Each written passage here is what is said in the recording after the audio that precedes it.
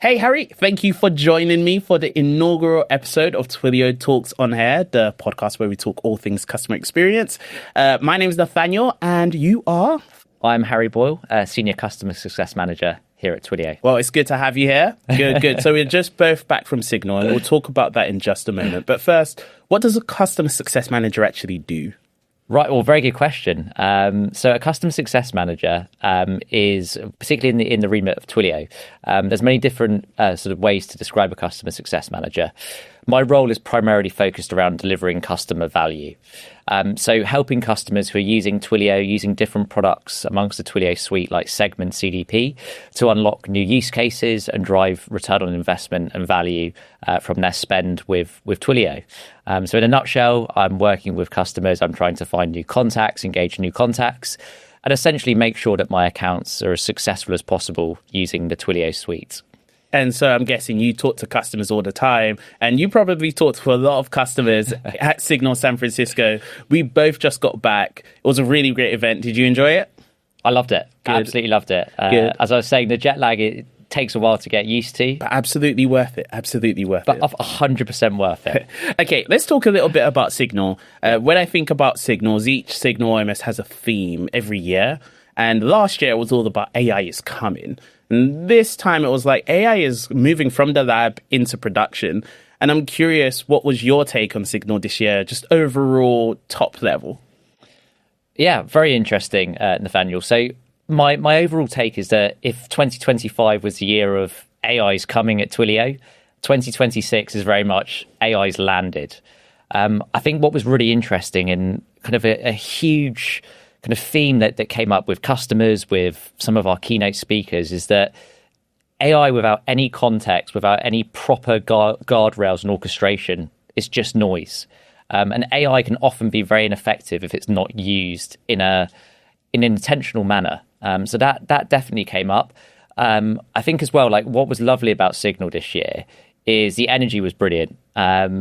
Twilio feels a very confident company. Our customers, and we had lots of customers who came over from Europe to join us there, which was brilliant. They feel confident about the direction Twilio is going in. They're very excited about agentic AI. And yeah, the whole event was really, really positive.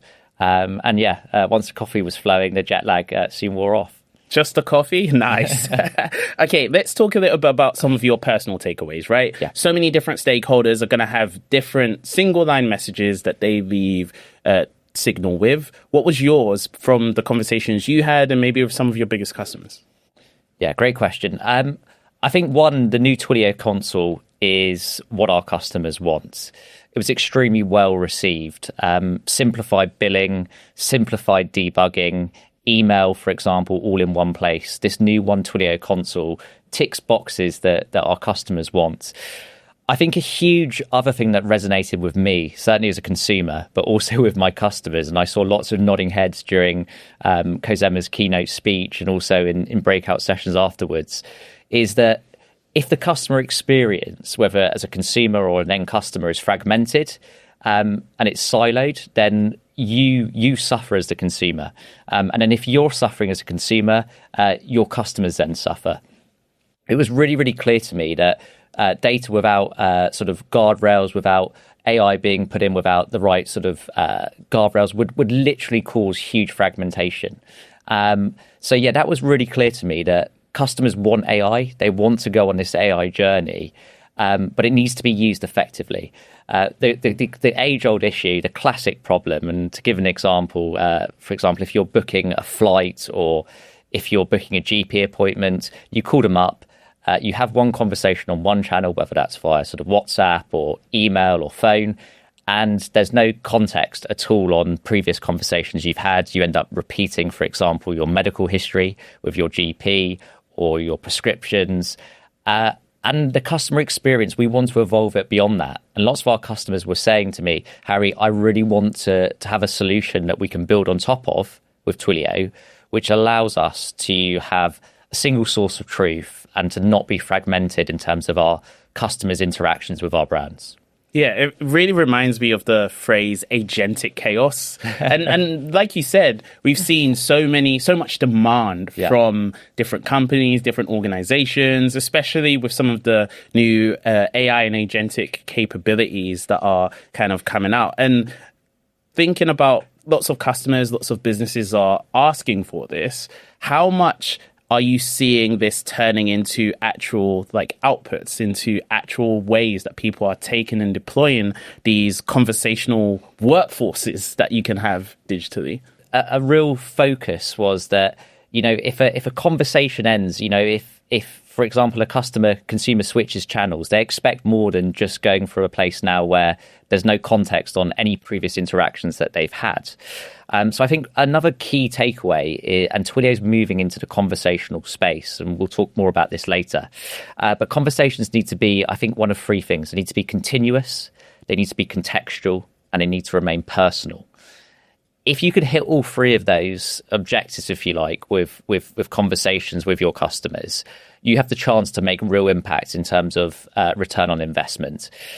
Agentic chaos, as you described it, it is a real worry. Customers are worried about, human to AI handoffs. How do we know when to bring in an AI agent, when to hand off to a human? This is a common problem that our customers are facing. And I had customers I spoke to in SaaS, in e-commerce, in sports retail, who were all saying the same things to me, that yes, we want to, or we have started adopting agentic AI. The difficulty is with so much agentic AI potentially out there is, when do you orchestrate? When does the AI know when to hand off to a human? When does it know that a simple AI bot approach can be sufficient? Twilio is definitely thinking about that, and it's recognized that as a potential problem statement, if you like, to solve in the market. But that was definitely something that came up with customers and resonated.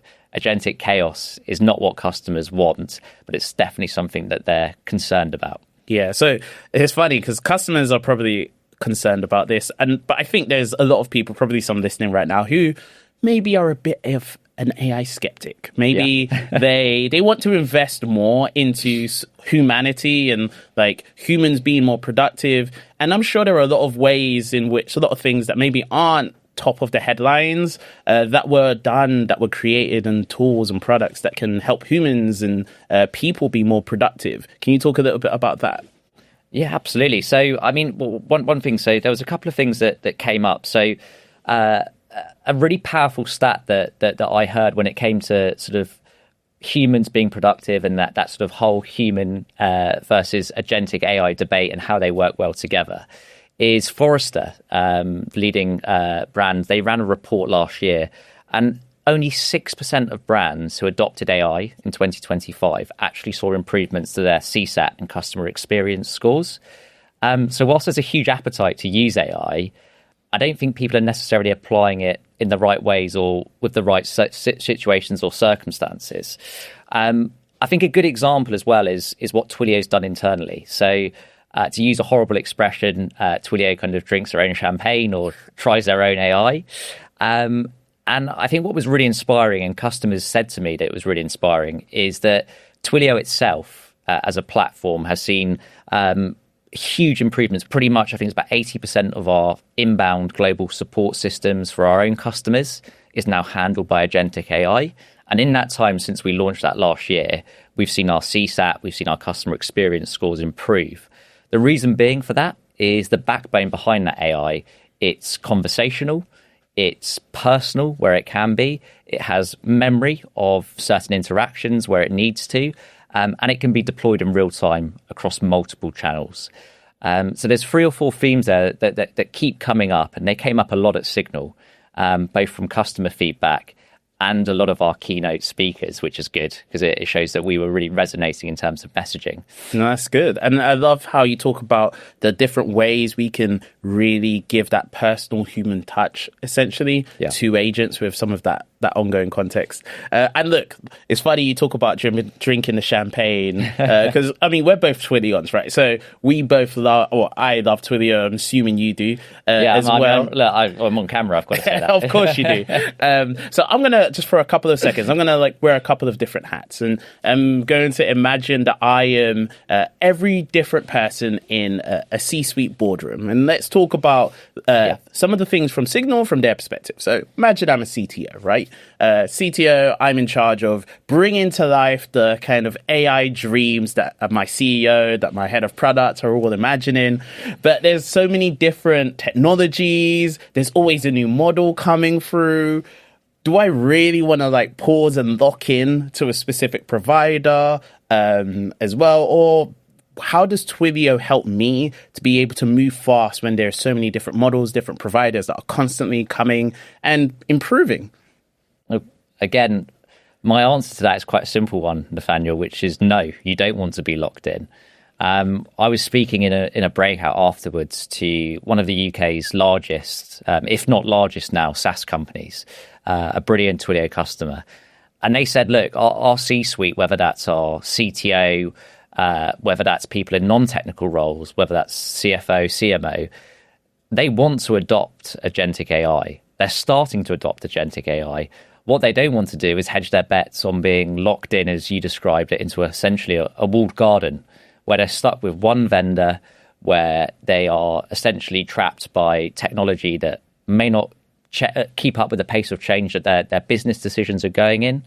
To kind of strip it back, it's a real concern and worry. And that's the beauty with Twilio. It's model agnostic. The approach with Twilio when we were founded in 2008 is the same now as it was back in 2008, that you can build on top of Twilio. It's very easy to kind of plug and play with Twilio and build on top of our ecosystem. It's how we were designed intentionally, which is perfect for this agentic AI era.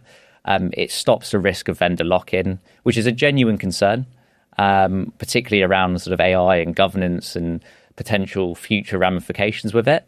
It is something that, again, really hit a note with customers, knowing that Twilio is builder first, it's agnostic, it's flexible, it's composable. So yeah, it's a really important point, but it's something that Twilio is addressing. Yeah, no, one of my favorite comparisons that I heard at Signal, someone said that Twilio is like Switzerland, pretty neutral, allowing you to work and bring your own tools to the table. And I really like that. I'm going to use that again sometime. So am I. All right, so that's the CTO's like question. Imagine I'm a CFO, right? I care about the budget. I care about like what is the return on investment? Like, what am I getting back for every dollar I spend? And lots of people are adopting AI and so many different things. Are there any cases, maybe with some of the customers you've already met with, maybe some stories you heard at Signal, where people are seeing real return of investment in some of the products that they've started using with Twilio? Absolutely. So the new One Twilio Console, it's gone live as of Signal 2026, but this is very much just the public-facing launch. For the past 6-9 months, many customers, some who spoke at Signal, sort of more advanced pioneer customers, they've been on our beta version of our new One Twilio Console and some of the new products that have been launched that are really focused on this agentic AI conversation-based approach with their customers.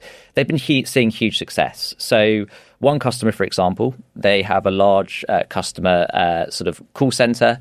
They've seen a 70% deflection in CS cases to Twilio agents, which is freeing up human agent time to more valuable tasks for their customers. Because every time a human, and we all know this, what we never really think about is that when we're asking a human to do a mundane task because the CS or CX infrastructure isn't there at a company, that's taking valuable resource away from a human agent who could be doing something far more useful with their time. As a customer success manager myself, I've seen that firsthand, that often in the past, I'd often be doing activities that could be done by or automated by an agentic AI agent, but they weren't. So it meant that my valuable time, if you like, was being used with those tasks. So 70% deflection in cases using Twilio agents during this beta stage. They saw at the same time as well, partially because they were opening up time and resource. They saw a 25% increase in customer conversion rates, whilst at the same time, as much as increasing customer base, they also saw improvements in CSAT and customer experience scores. So I think that's a really good example. And this is one example. There's been a few customers who've been trialing these products. And the beauty as well, with this new Twilio console, everything that's within the console now can be trialed for free, which is amazing. We're developer first, builder first. We want to let people... So I can try this for free. As a CFO, I'm loving this.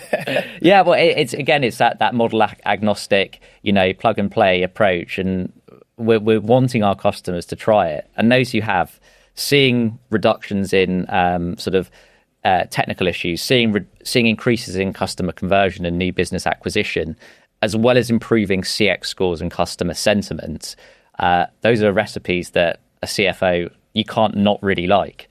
Customers have seen real return on investment. And again, as a customer success manager, the sorts of things I'd be doing with my customers, many of whom are already customers of Segment CDP or other Twilio communications products, is mapping together how, for example, with Segment, our identity resolution product, which stitches together and shows you who a user is and where they are on a journey. Identity resolution will work well and complement many of the new products and add to the ROI. So we'll be stitching these narratives together, which again, obviously help with that CFO conversation of show me the money, show me the return on investment. No, I love that. And show me the money. That's a nice thing that you want to be able to answer when your CFO asks. Yeah. All right. So we've talked a little bit about being in the boardroom. Let's step out of the boardroom for a second. We'll go back to it later and talk about the actual builders. So the people who are like me, engineers, who are going to actually bring this new world of customer engagement to life.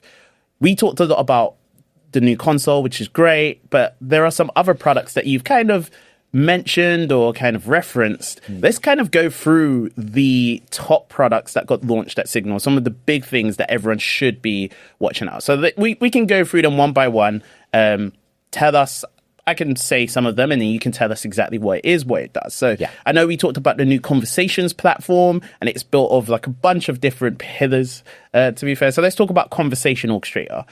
What does that do? Yeah, so essentially Conversation Orchestrator, it allows that seamless handoff between agent and human. It allows for cross-channel, multi-channel integrations to work seamlessly, and it helps you to improve your customer experience by knowing when to hand off in a real-time intelligent way. It's very, very much on the pioneering side of agentic AI. In terms of use cases as well, it's really clear that it's going to add a lot of value, particularly for customers in, for example, customer services or any customers who have sort of chatbot support or have multi-channel approaches. For example, as I said earlier, healthcare centers, car retail companies who might be doing financing or leasing and looking to upsell and cross-sell.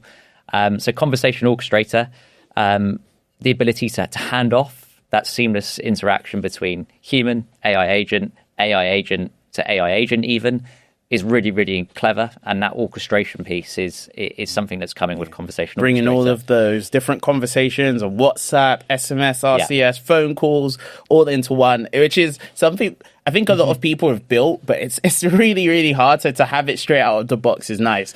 And then the other one I wanted to kind of ask you about is Conversation Memory. Yeah. Conversation Memory is probably my favorite, if I'm honest, of all of the new product bias updates.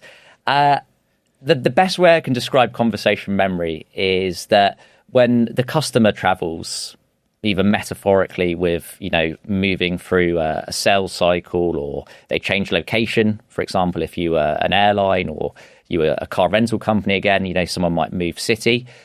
The context and the memory of your interactions, their traits, what they care about, that stays with the customer.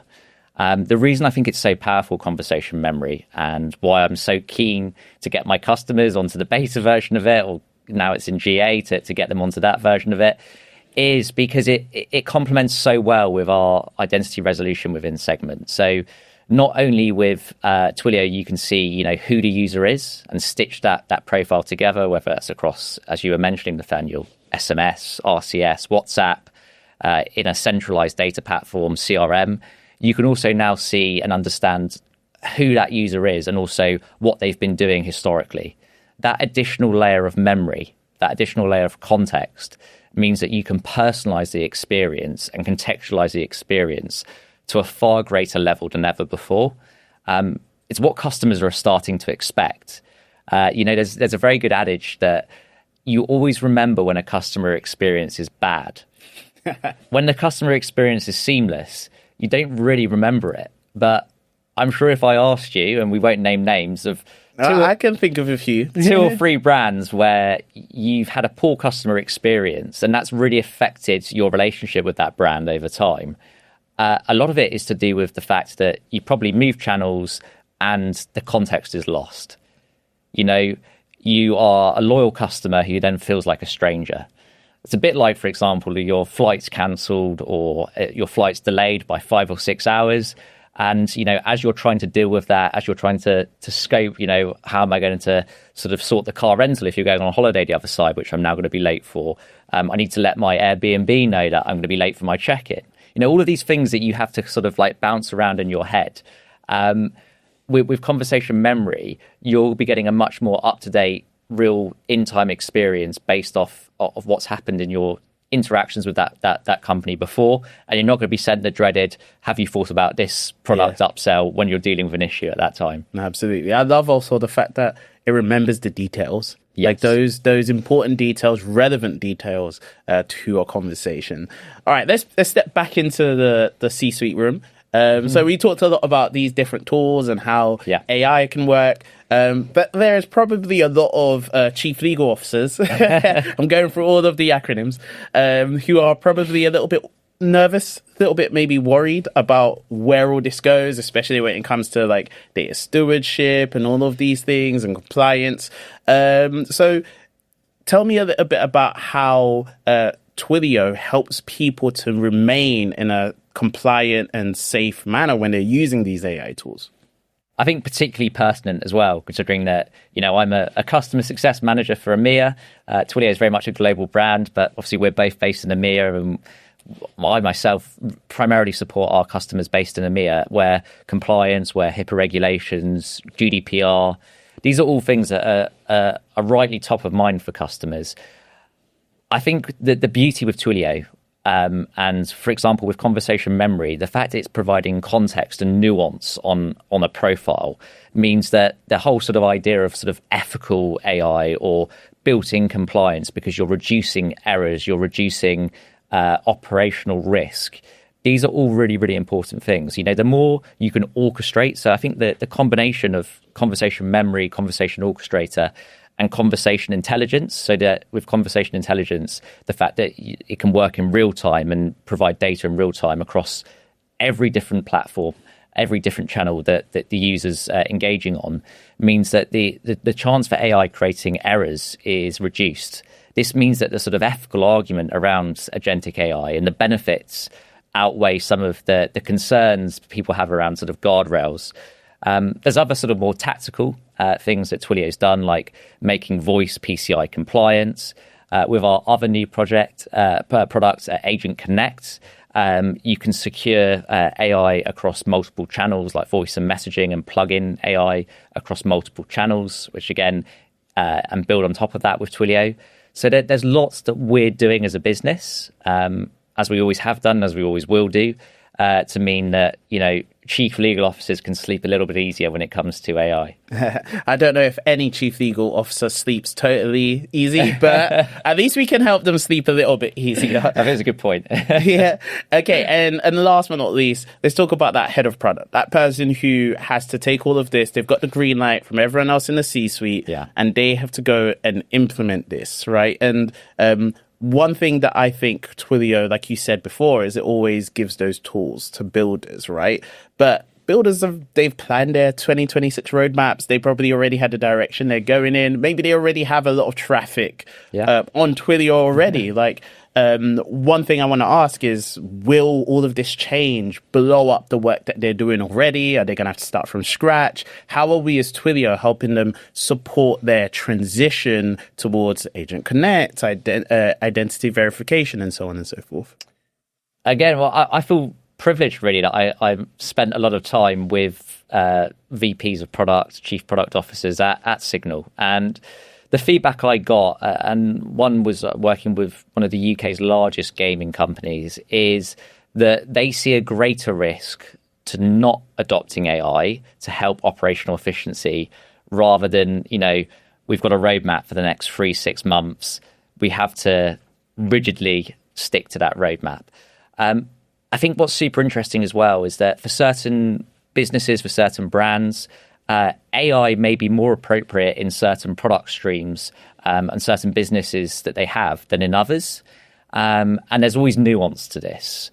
The pace of change is obviously going to be very different if you're a 20,000 person, Forbes or FTSE 100 company compared to if you've got 5 and 10 people and you can really pivot and move quickly. Those operational challenges are no different now because we've moved into the agentic AI world. What I would say, though, is it creates a lot more opportunity to progress product development quickly. Companies and chief product officers are having to think in a more agile way. Our CMO, Chris, he did a brilliant podcast, and I was discussing with him as well that one of the biggest changes he's seen in the last 2 or 3 years, but particularly in the last year, is working cross-channel with product teams and marketing teams and sort of MarTech teams working in that cross-channel way, is that instead of thinking in sort of like quarterly planning or biannual planning or even annual planning, which seems very archaic now, is thinking in sort of 2 or 3 week sprints and also working in much smaller teams, but then also adopting AI in 1 or 2 areas. A very good example might be that you might want to bridge your AI interactions in one area. So again, for customers who are already using the Twilio segment customer data platform, if they're already using our identity resolution feature, then the use case transfer to then using, and if you're already knowing who the user is, to then store the context and memory on them with conversation memory, that's a much easier transition and a lot more palatable if you're a CPO, rather than saying, I'm going to adopt agentic AI into every piece of, inbound sales motion, outbound sales motion I've got at a business. So I think there's context. I think there's nuance, and you can always trial and test AI in certain areas. But I think my overarching sentiment from speaking with customers at Signal is that they're excited by the pace of change, and they're really happy that Twilio they can build on top of. And if you try something and you don't like it, it doesn't make incremental improvements, then you can pivot away from that. But this idea of 2-year planning, 5-year plans, I think that's dying, to be honest. And that's what a lot of my customers were saying. That's really interesting. I'm kind of going to go a bit off the beaten track here and kind of double click into some of what your customers are saying. You spoke about how you're speaking to customers and they're saying that they can't afford to not change. When you are talking to customers, who are some of the customers? What are some of the questions that you get where people are like, I'm not sure if now's the right time. I'm not sure if this is the right pace to work at. And what are some of the answers that you usually give to try and convince them that now is the time to innovate? Now is the time to really push the success of customer engagement, like push what you can do and what you can achieve, as opposed to sitting back and waiting until the rest of the market's figured it out? Yeah, wow. I mean, there's so much in there, Nathaniel. This is why you ask the questions and I try and answer them. Yes, easy. I've got the best job in the world. The beauty with Signal is that I probably spoke to, across my customer base and more widely, maybe 30 or 40 customers across the 2 days. I was very lucky to get lots of sort of one-to-ones with customers and be in some executive meetings as well. Customers are, I think the old-fashioned attitude is that, if things are going okay, let's keep the status quo. Whereas I think customers who are forward-thinking are thinking, how can we revolutionize customer experience? What's an average customer experience looking like based off current expectations? So I spoke with one customer, again, who were in the sort of financial services sector. They also do some e-commerce as well, but primarily in the financial services sector. And their CSAT scores, their customer experience scores are okay. They've actually been improving for the last sort of 18 months, 2 years. They were one of our first adopters of agentic AI. They were one of our first adopters in particular of Conversation Memory and Conversation Orchestrator. And they've seen huge improvements far beyond their expectations of what could be possible in 3-6 months when it comes to improving even further customer experience and increasing then retention, increasing then upsell because the customer experience is better. This idea that you can just rely on loyalty and because you've done a decent job in the past with customer experience, I think you'll get left behind if you take that approach. And that's what a lot of customers are saying to me is that, what can we do to stay ahead of the curve? I would personally rather be an early adopter of useful and valuable agentic AI. As we were saying at the top, if you haven't got context, if you haven't got orchestration and personalization with your AI, then it really can just be a buzzword or something that is a very expensive sort of white elephant. Whereas if you're using AI in an effective manner and you're developing it in work streams where you're seeing a return on investment quickly, there's no reason why you can't move forward with it very, very quickly. And we've seen customers who've been early adopters see progress beyond what their expectations were. No, for sure. I love that as well. The idea of folks out there really, really embracing the amount of change that's going to happen. It's so funny because I feel like for the past 20 years, I've always been like, wow, the past 3 years, there's been so much change. Yeah. And the change just keeps getting more and more accelerated. Yeah. Okay, we've covered a lot.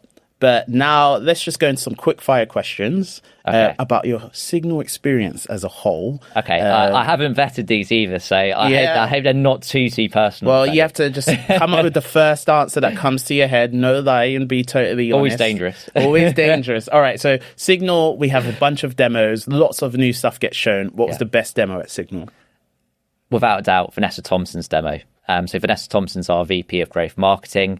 She did a demo around the return on investment we've seen internally from basically setting up AI with something called Isabel, which is our inbound sales agent, which handles... inbound sales agent. That's nice. Yeah, I like the name. And it's been revolutionary in terms of our inbound lead qualification. What's incredible is not just the return on investment we've got from ISA, both sort of monetary and with customer experience and CSAT scores, but also the feedback we get. People often email into ISA saying, thank you so much. They think ISA's a human because the experience is so personalized and nuanced. She really brought that to life super well. Yeah, no, I think Vanessa is an amazing speaker. All right, so there were lots of speakers. Speaking of amazing speakers, there were lots of amazing speakers at Signal. We love all of them. Now, I'm going to exclude myself. I was a speaker at Signal. I will not count because it will be flattery if you pick me. But after me, I'm joking. After Nathaniel. he was the best speaker at Signal. What was the favorite session you enjoyed? This keynote speech about how they've adopted agentic AI, really, really powerful. It's publicly available now as well. Their journey with AI, how they've revolutionized and continue to revolutionize customer experience, really inspiring. And the beauty was it wasn't just me in the audience, but a number of my customers, and they were definitely inspired as well. Cool. All right. Twilio does so many different channels. We got WhatsApp, RCS, email, video, phone calls. I don't think there's any channel we don't. Yeah, that's a very good point. I mean, we had fax for a while, right? What is your favorite channel? If you were getting reached out to by a company that wanted to speak to you, what would be your preferred channel? Interesting. So when it comes to a marketing perspective, there's always this debate, WhatsApp or RCS or WhatsApp. For me, WhatsApp all the way. Okay. And why? All of the best brands who I use regularly engage with me on WhatsApp. Okay, cool. All right. Now, we talked a lot about the big announcements at Twilio, at Signal. So we had Conversation Orchestrator, the whole conversations platform, the big console release. And last but not least, what was your favorite non-session activity at Signal? As a golfer, the putting challenge was really good. I actually managed to play some golf as well on the Friday. Oh, nice. After Signal. The less said about that, the better. Okay. But because just to explain for people listening, the golf challenge, if you did score, money was donated to charity as well. Exactly, Nathaniel. And I think that is a very important point of it, which was great. But yeah, my golf skills, they're not as... Basically, in my head, I'm a very good golfer. Okay. The problem is when I start playing golf. Oh, really? Wow. Well, I think you did good. I did good. And we raised a lot of money with all of those putts that people did throughout the day. There were so many amazing different activations, different fun ways to experience the Twilio products, which I also really, really enjoyed. Some folks who are listening might have FOMO, and I'm sorry for them. But okay, where can they meet us? Because I know we have a couple of other events coming up. Where can they maybe catch up and maybe see some of these new announcements personally and get hands-on with it? We have virtual Signal, and all of the keynotes were filmed at Signal San Francisco. We're also bringing the Signal Roadshow on tour, so to speak. So we've got some really cool events coming up. And, I'm biased. I'm based in EMEA. You're based in EMEA. So we've got Signal Berlin at the start of June. We've then got Signal London as well, and also Signal Paris. So we're bringing the sort of the show on tour, if you like. Well, people should come over and say hi when they see you there, and maybe if they see me there. Yeah, absolutely. All right, Harry, thank you so much for your time. It's been a pleasure to chat with you. And thanks for everyone who was listening to the inaugural Twilio Talks On Air episode. We'll catch you at the next one. Bye.